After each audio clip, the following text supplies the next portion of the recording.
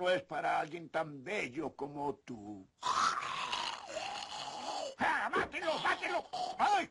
Abuelo, por favor, está en coma. ¿Qué le pasa? Ay. Ahora todos se ríen de pobre Maki que hizo un ruido. Hizo un ruido. Pensé que me había contado con un oso, boludo. Como carcacha antigua, ¿no? ¿Roncabas? No, hice... No. Vos no lo escuchaste, vos otro día. Otro día.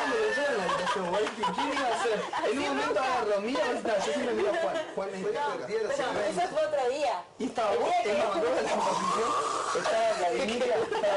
estaba Vladimir así para abajo, y la de costado. ¡Ah, mátelo, mátelo! ¡Ay!